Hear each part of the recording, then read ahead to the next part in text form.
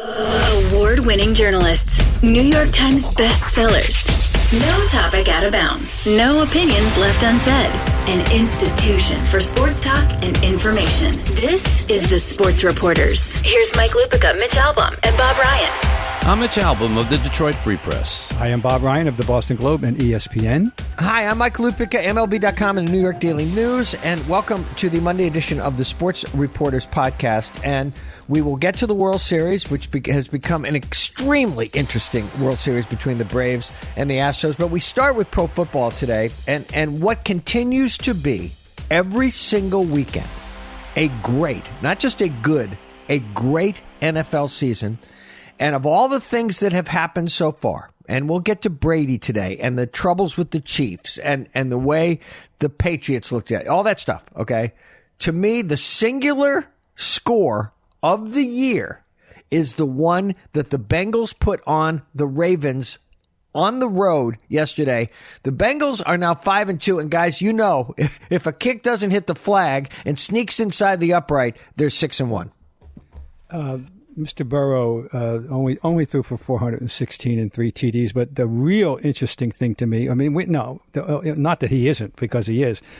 Hey, this kid can catch a football, can he? And run with it after he catches it. Bobby, I said to a friend of mine yesterday, I said, Jamar Chase is the Devontae Adams of Jamar Chases, because he's coming up fast on Devontae. We've all watched a lot of football, and you don't usually see the first digit of a receiver's yardage total a 2. Yep. That is extraordinarily rare in the entire history of this league. It's 8 catches for 201 yards. And remember, and of course, it's the great narrative. It's funny to go back to the issue of him dropping passes in the exhibition season. Oh, what did they got a bust here? Oh, really? Oh my God! What a dynamic factor. He's a great player, always was. Interesting in the draft that the Atlanta Falcons had a pick ahead of the Bengals and took Kyle Pitts as a tight end, and the Miami Dolphins had a pick after the Bengals and took Jalen Waddle as a wide receiver, and the Bengals took Jamar Chase. They knew what they were doing. They had to, because they had Joe Burrow as their quarterback, and he was at LSU, and Jamar Chase was his receiver at LSU. But all of this, Mike and Bob, shows you why. I know, Bob, you complain about draft picks and all the rest of that, and I do too, the way that they're valued in the NFL. But when you can pick the right quarterback, you can turn your franchise around. It is a little bit like getting LeBron James in the first pick of the NBA. There's no parallel to it in baseball. Maybe there is in hockey, if you get Wayne Gretzky. But when you get a number 1 pick and you pick the right quarterback, it doesn't take that long to turn your team around if you can start building around it. Look at Arizona and what they've done there. And who knows, if Urban Meyer wasn't coaching Jacksonville, maybe they'd be getting better fast too. But what Joe Burrow has come of age very quickly. Makes you wonder if he wasn't hurt in his first season, where he'd be in his development now. And their defense absolutely shut down Baltimore, who was supposed to be an offensive juggernaut. Hey, by the way, the Falcons don't want to throw Kyle Pitts back, but incidentally. I was going to say, he was 7 for 163 and looked like an all-star yesterday against the Dolphins. But Mitch, I understand what you're saying. In fact, I have a parting shot about the Lions and the Jets and quarterbacks, because you better get the right number 1 if you get the top pick in the draft, because the Jets have screwed up a number 3 and a number 2 perhaps in the last 4 years. But Burrow is that guy, okay? Maybe Trevor Lawrence will be that guy. And maybe Mac Jones, even though he's down the list of where he got drafted, will be that guy. But Burrow, it's so clear. It's so clear, the way it's so clear with Justin Herbert, that he is the man. And again, they went on the road and beat a team that we had started to think might be the best in the conference yesterday. And not only beat them, but beat them badly, and looked like they were in charge of the game the whole time. And Chase is a wonder. But again, it's unbelievable that these two kids got to pick up where they left off at LSU. I was on that bandwagon, Mike. The Baltimore. I freely admit. No reason not to be, Bobby. I mean, losing a game. You're saying you're right. I kind of bristled when you said initially that this was the biggest score of the entire year. But more and more I think about it, I have to concede that you're probably right because of the fact that I certainly had elevated Baltimore as my favorite in the conference. And this is a really sobering result. Well, but look at who they played. We've now reached the part in the season where you can start to have enough distance from the start to get a perspective on schedule. The Ravens had won 5 in a row, but they beat the Chiefs by a point, and we now see what the Chiefs' problems are. They have a losing record on the year. Then they beat the Lions, they beat the Broncos, they beat the Colts before undeniably a pretty stunning result, clobbering the Chargers 34-6. That's the outlier there. Yeah. And then they faced the Bengals and at home, and clearly, you know, the Bengals were the superior team on the day. But we are seeing, and remember, this is the NFL too. You have crap weeks. The LA Rams almost lost to the Detroit Lions yesterday. I mean, it was a very close game. And they hardly look like a team that could beat the Tampa Bay Bucks, which they did earlier in the year. You're going to get clunkers. And maybe this was as much a clunker for Baltimore as it was a great game for Cincinnati. I'm not saying Cincinnati didn't deserve to win it. They did. They played way better. It's impressive. It's all that.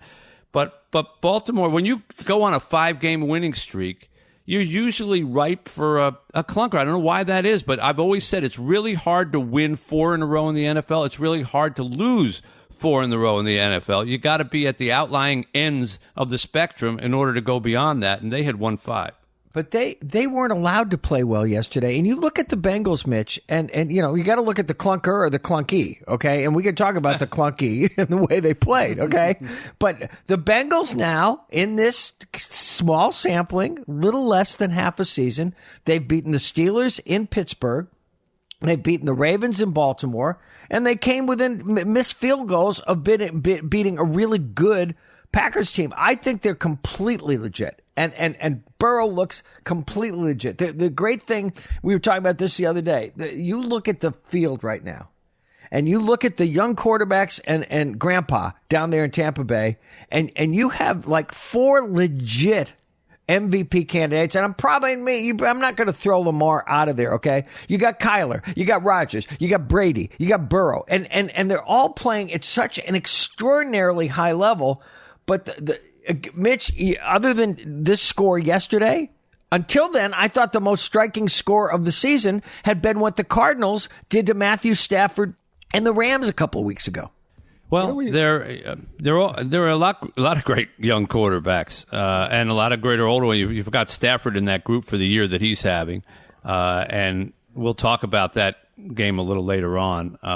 Let's talk about the New England Patriots for a moment here. 54-13.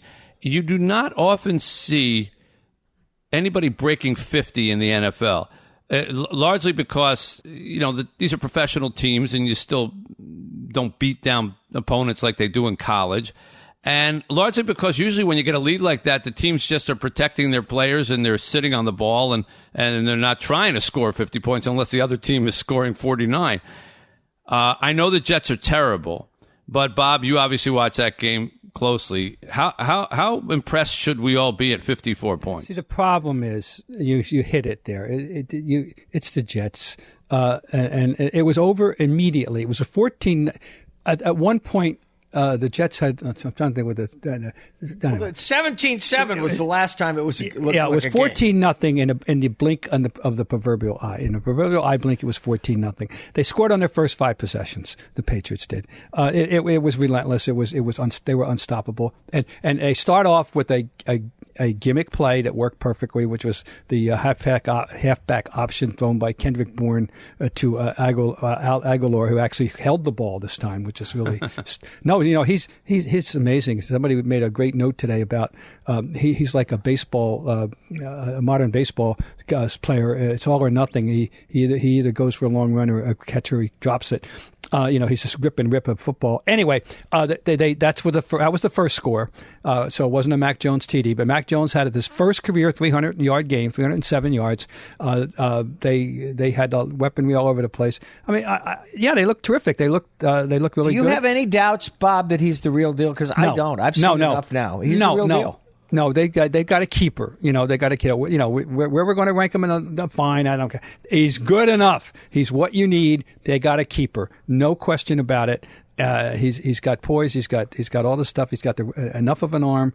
There's bigger arms. That's fine, but he's good enough. Yes, they got a guy. They got a good player. But I mean, I'm looking forward. They go to play the Chargers next week in L.A. And now that's obviously a much more valid test. But certainly they needed that, guys, for their psyche, though. That was their first home win. They were 0-3 in Foxborough. Bob, they're 3-4, but you look at the two of the losses. They play a life and death game against Brady in the Brady Bowl, and end up losing by 2 points. And then they played one of the most fun games of the year against the Cowboys. So they're very close to having a winning record. And I'm looking at their schedule now for the next month. Okay. Yep. Mm-hmm. At Chargers, Panthers, Browns at home, and then at the Falcons. They could actually make a nice little move right now. Yeah, I mean, Baltimore, Buffalo's got to look over their shoulder, I think, at these guys, and that'll be fine. It wasn't, but I mean, the way it's being framed around here, guys, is as much.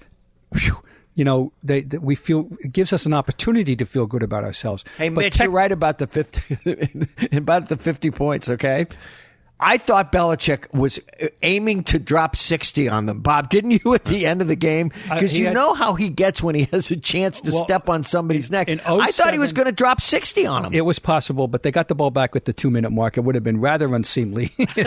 Well, they could have. They still benefit from being, as they have for years, of being in that division. Now they have to trail Buffalo, but they still get to stomp on the Jets and the Dolphins 4 times done with the Jets. A year. They've already had two. When you add that factor in, they're 3-4 now. You look around the rest of the standings. There aren't a bunch of 7-0 teams. There's a lot of 5-2s and 3-4s and all that. They could get a wild card spot. It's not inconceivable. Oh no, it's Mitch, not. they're good. I really again, it's the Jets, but I was just on their side of the ball yesterday. Okay, and the Jets are down some guys on defense. They hadn't been hideous on defense before yesterday, but this kid looks to be in total command of what Josh McDaniels wants him to do, and they can run the ball. Okay, they can run the ball, and them being able to run the ball makes things so much easier on Mac Jones. And again, I don't listen. Do I think they're going to be a wild card? It's not the way I would bet at this point, but they have righted the ship after losing Brady, and all of a sudden they got a future again. There's one other thing, technically, which is that they, as well known, they spent a boatload of money in the offseason, and they weren't getting early dividends, particularly with 2 tight ends, Jonnu Smith and Hunter Henry. Hunter Henry has now caught a touchdown pass in each of the last 4 games, and Smith is starting to play better. They're seeing the results, a little bit more, benefit of all that expenditure there. They were being really criticized heavily here for that, so that helps. And the other thing is just that people were crying, let the kid loose, Josh, take the chains off. And they did take some shots yesterday. He started to air it out a little bit more rather than just dinking and dunking, which is what he was doing, which is why this was his first 300-yard game. Well, the former quarterback of the New England Patriots is not slowing down anytime soon. He passed 600 career touchdowns yesterday in an absolute beatdown of the Chicago Bears. And as someone who sees the Chicago Bears twice a year for years, 38-3 to beat the Bears. I know that Justin Fields played like he was a kid who suddenly found himself out in an NFL football field, and the sacks and the interceptions certainly added to that. But Chicago's defense usually makes life fairly rough for quarterbacks. They still know how to rush the quarterback. They still know how to put pressure on. And in the light of that pressure, he throws 4 touchdowns. And remarkably efficient. 4 touchdowns on 211 yards. Yeah. It wasn't one of those 400-yard days. Right. They just look like they might come back again and play in a Super Bowl. They've I done hate to nothing, say it. Mitch, they've done nothing to indicate that they, even as well as the Cardinals have played, and the Cardinals are fun, and Kyler Murray once again showed you yesterday that don't mistake his stature with his arm strength, because the kid has got an arm as good as anybody's. But Brady is playing at such a high level. They've had some injuries. It'll be interesting to see when they go up against a high-powered offense what they're going to look like in that defensive backfield. But, they've done everything to this point that you would want, right, guys? That you would want to do as a defending champ, would want to show as a defending champ, and they show no signs of slowing down. And I keep referencing this column by our buddy Dan Shaughnessy in the Boston Globe a few weeks ago. Brady honestly does look better at 44 than he did at 24. Well, I mean, he's got 21 touchdown passes already. He does look. I mean, if you didn't know, so if you were just dropped in from Venus, and they had the rudimentary understanding of this game, you would never believe that he was 44. That it was 21 touchdowns, 3 interceptions, 2,275 yards already. And the thing is, he stays upright. This is the key. He's not under siege. The difference between so many quarterbacks in the NFL having, great seasons or even long seasons versus constantly being nicked and dinged up and all the rest. The difference between Matthew Stafford playing in L.A., I saw him yesterday because I'm out here, versus playing in Detroit isn't so much that he throws differently. He just isn't hurt all the time because guys aren't running in and knocking him back on his back and messing up his spine or getting close to him so that the helmets hit his hand and he messes up his fingers and all the little dings and dangs that don't necessarily knock you out of a game but don't allow you to play at your absolute optimum. He doesn't get touched. So he gets to play at his optimum. Which brings us perhaps to a guy who did get more than dinged yesterday, and that is Patrick Mahomes. Before we get to Mahomes, I want to remind everybody that we are sponsored by Geico. Do you own or rent your home? Sure you do. And I bet it can be hard work. You know what's easy? Bundling policies with Geico. Geico makes it easy to bundle your homeowner's or renter's insurance along with your auto policy. It's a good thing, too, because you already have so much to do around your home. Go to geico.com, get a quote, and see how much you could save. It's Geico easy. Visit geico.com today. That's geico.com. It was very revealing, Bob, by the way, that even after he cleared the concussion protocols, they didn't put him back into that football game yesterday. But he got himself cleared enough to do his. He made it clear that he got himself clear enough to do his press conference. No, they have profound issues right now, guys. We knew that there were going to be questions about this football team coming into this year, and because of the way the last season ended, and as helpless as they looked against the Bucs in the Super Bowl. But I don't think anybody thought it would look like this, and I don't think anybody thought Patrick Mahomes would play like this, because right now he is playing like Chiefs fans may start to think that Jake from State Farm might be a better option at quarterback. Yeah, it's hard to believe he had been put on such a pedestal, but not for good reason. But it is stunning, but their defense has been the issue all year, and once again, couldn't do the job. But this is a really amazing reversal. It is. They're giving up 29 points a game. They're being outscored 3 points a game.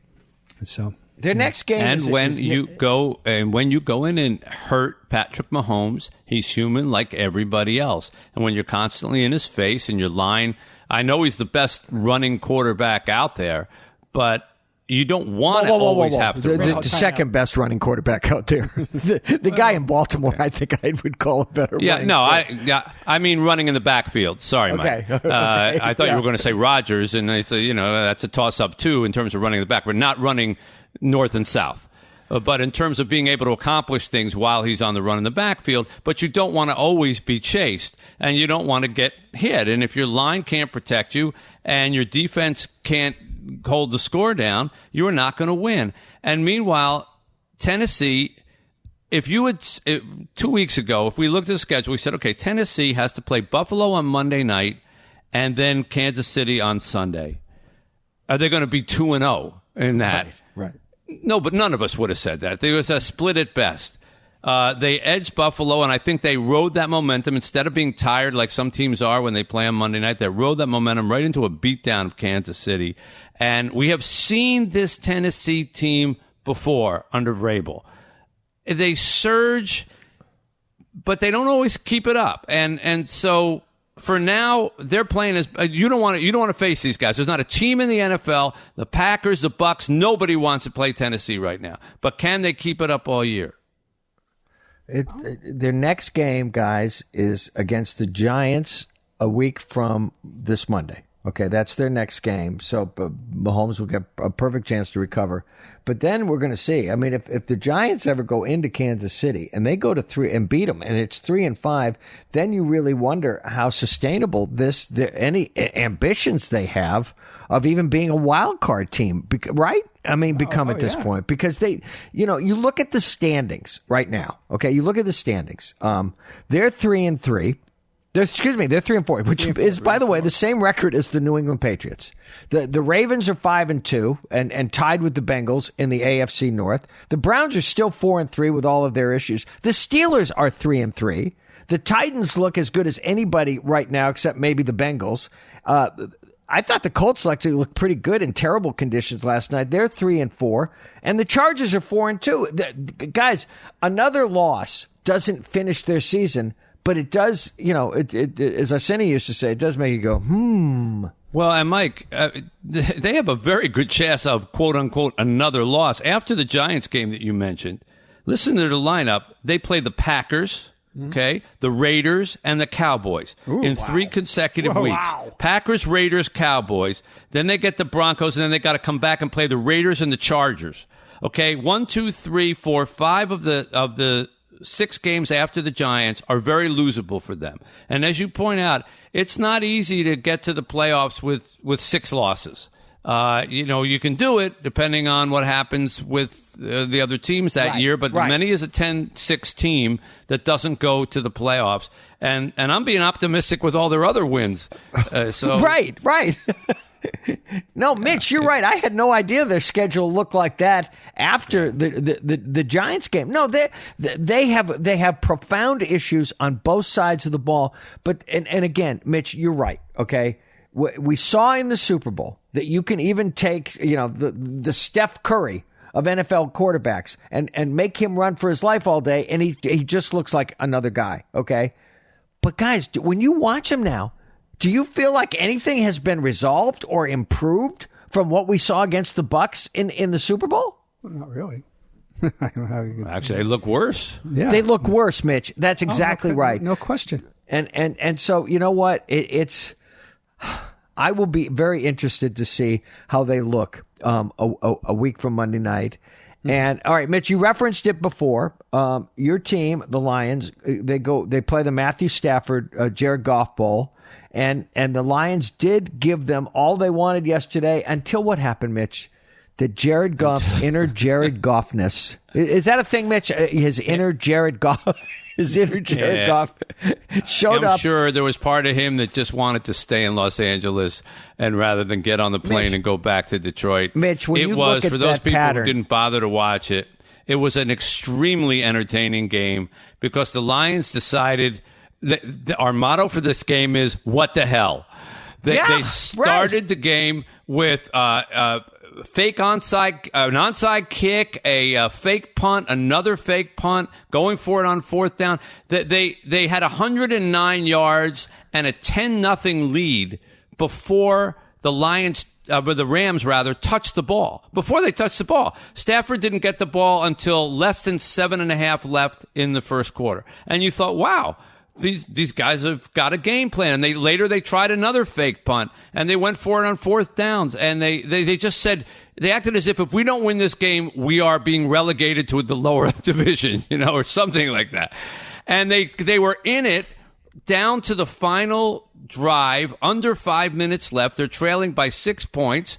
All they need is a touchdown to take a lead, and they get to the 12-yard line on a very successful drive. That's a lot of short passes and dinks and dunks and turning the chains. That had gone on forever, right? That drive felt like it went on forever. Stafford forgot what team he was on. He was off the field for so long.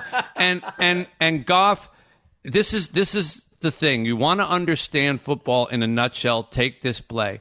Goff drops back, has a guy open in the end zone, except a man named Aaron Donald wraps him up. He throws the ball anyhow, and a man named Jalen Ramsey intercepts it like backwards, pulls it out of its trajectory in the end zone, and takes it 25 yards on an interception. When you have Aaron Donald on your team and Jalen Ramsey on your team, that is better than having Jared Goff on your team. Okay? Mitch, and but that pattern, in the end, Mitch, will get you killed. Mitch, Donald was great. Jalen Ramsey, all he had to do was catch the ball. I mean, he made a nice play. But that pass pattern ran what felt like the entire Rams defensive backfield into the same area because the Lions had two receivers in the same space. So when you looked at the replay, it looked like there were four Rams who could have stepped in and intercepted that ball. And should he have thrown what Jared Goff does. Oh, man. I mean, I said it last week. He seems to come with a sign that reads, "This is why they traded me." And he does it every week at some point. And I have to hand it to Dan Campbell. He has stood by him and said, I want to try to make a go of it with him. But I think it's pretty apparent to everybody in Detroit and everybody who's watching from a national scale that Jared Goff has gone from Super Bowl quarterback to placeholder. And he's holding down that spot until the Lions hopefully get the number one pick in the draft and maybe they pick the kick out of Alabama or whatever. But he's not anybody's idea of a long-term solution at quarterback anymore. Hey, Mitch, and here's the thing. I was thinking about this with the Lions. And, I love the kid at Alabama, too. But there's no Joe Burrow this year. No. That's going to be, maybe the doomed part of this for the Lions, that when they do get another number one, okay, that there's no surefire guy. Maybe by the end of the season, I shouldn't say, there's a lot of college football to be played, and somebody might step into the lights and play fantastic, okay? There's a kid at Pitt you want to keep your eye on, guys. Yeah, and listen, I like the kid at Alabama a lot, okay? But again, it's not like we're looking at the field this year, right? And saying, oh, yeah, there's a Trevor Lawrence, there's a Joe Burrow, et cetera, or even a Mac Jones. Or a Matthew Stafford, which is the last time they had a number one pick to is that right, Mitch? That was the last time? Yeah, that was the last time? 2008 or 9, I think. Wow. Yeah. Yep. Hey, did anybody take note that there were 4 teams that failed to score a touchdown yesterday, and 2 of them only scored 1, and that we had, I love this, 2 safeties in this yesterday. Well, the Panthers-Giants game was 5-3 at I love that. When I heard that, it looked like somebody had hit a 3-run homer. For the Giants. Okay, but all right, let's just go quickly. I'll pick out a game. You guys pick out anything else that you think is interesting.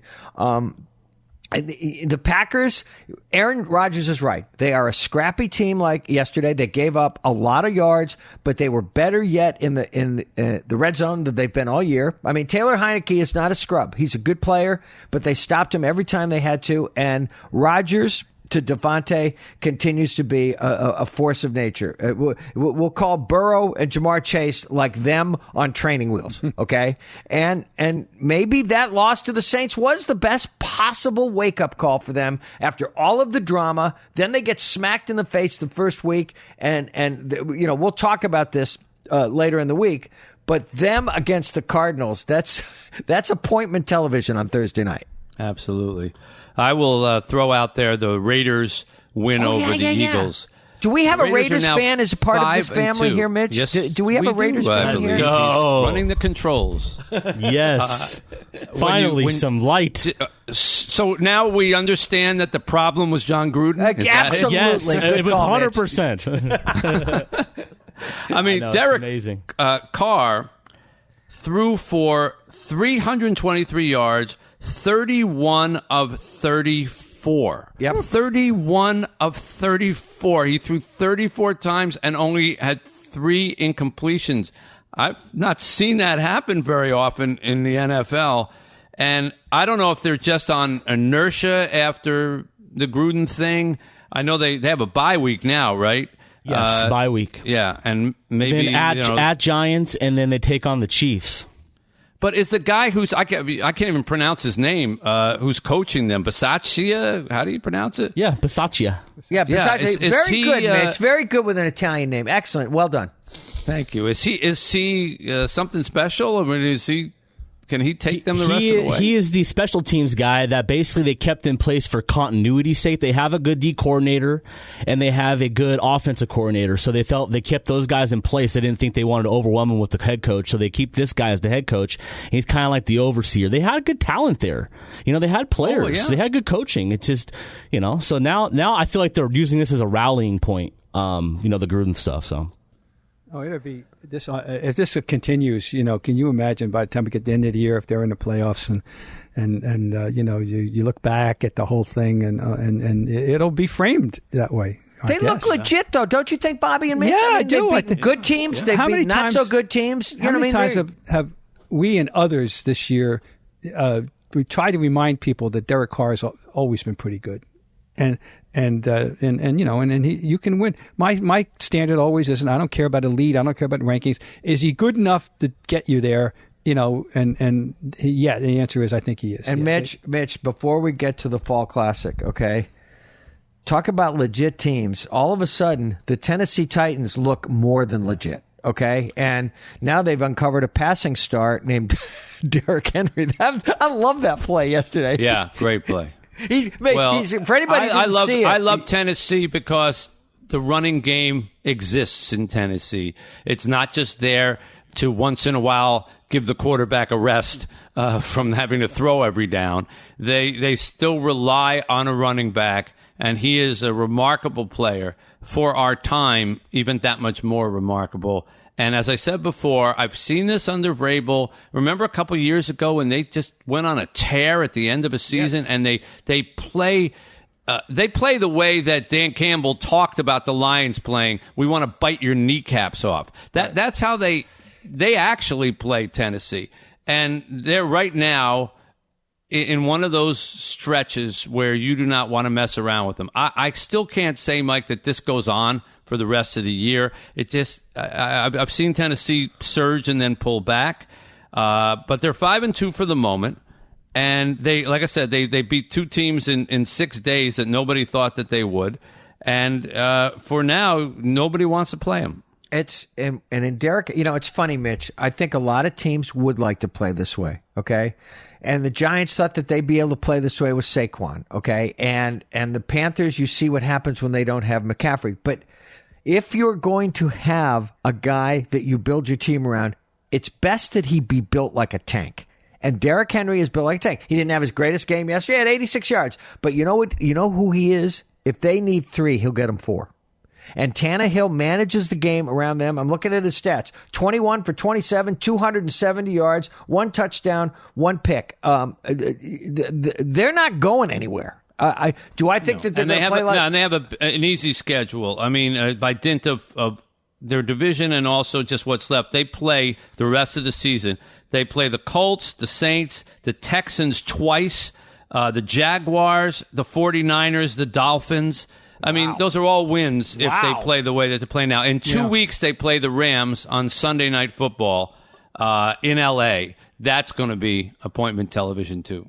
Listening to that, it reminds me, I have this problem with the famous Parcells dictum, you are what your record says you are. That is the biggest bunch of happy horse shit I've ever heard. Your record is so dependent on factors, like schedule for one. So I don't want. I just hate it. I cringe every time I hear that. People quoting him. It's the stupidest thing he ever said. You need to get over it. It's because people keep quoting him on it, Mike. Let it go. Look at your palm. Just open that palm, just like a bird. Like let it go.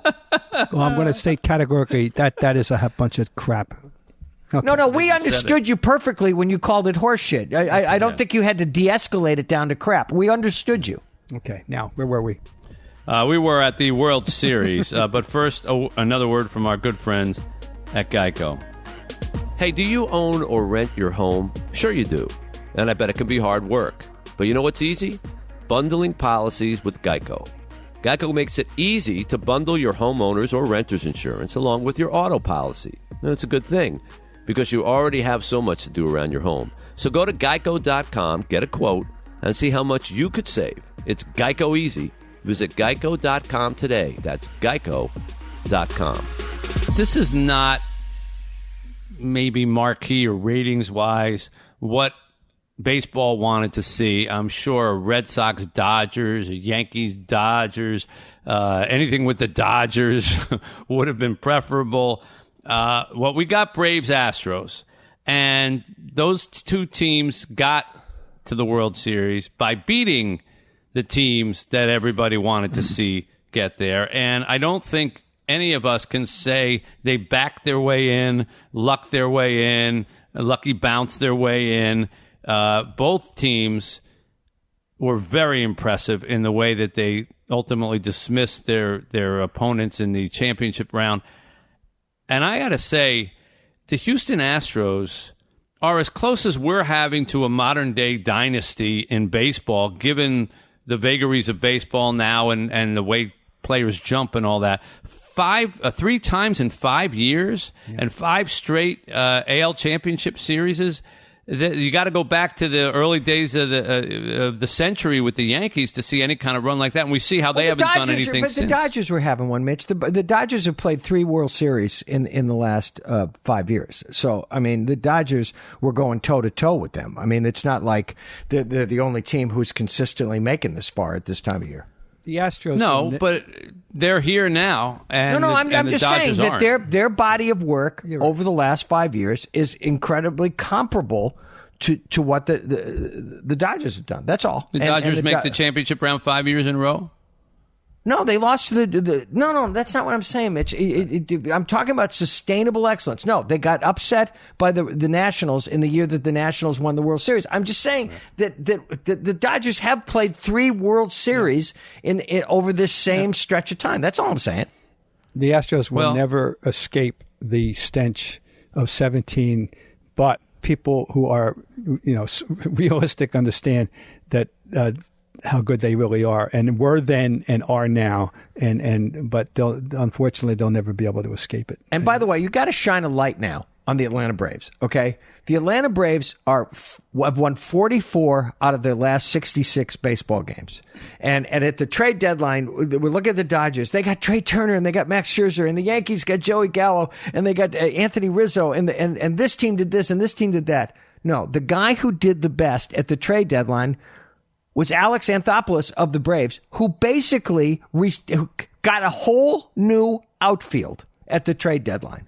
And every one of those guys, including the star of baseball right now, Eddie Rosario, has done something for them. Right now, this minute, we have, as great as the Dodgers were during the regular season, as great as the Giants were during the regular season, the 2 best teams are the last 2 teams standing. Yeah, no argument with the Braves. And that thing you point out about Anthopoulos is a star. It's unbelievable, Bob. It is. Duvall and Peterson and Eddie Rosario. And by the way, before we move into the World Series, one thing, and this isn't a second guess, I'm screaming this.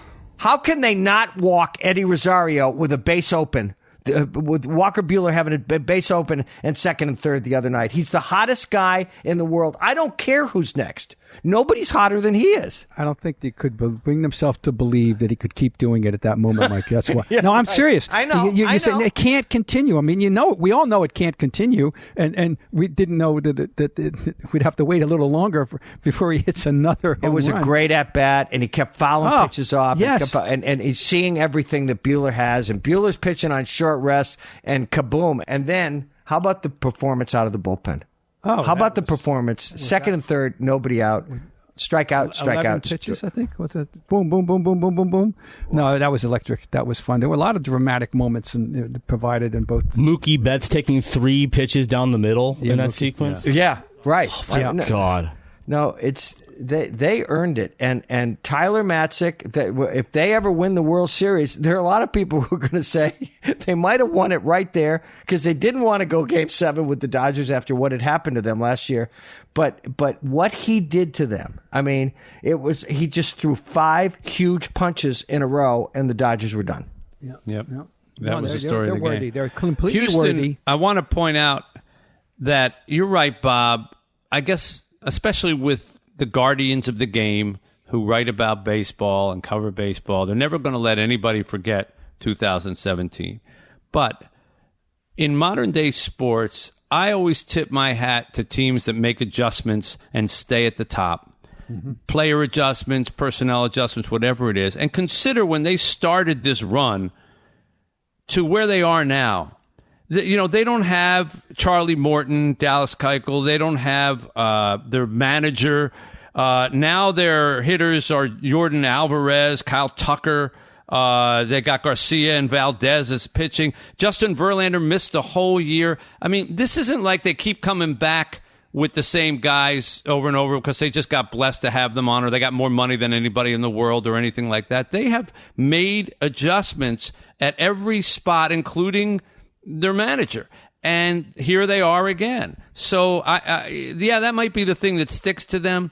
But also what needs to be saluted is the ability to adjust and come back with young players and different guys and still be right there at the end of the year. They are a really good team that does the fundamental things, the old stuff that you like, hitting the ball hard, fielding, not making dumb mistakes.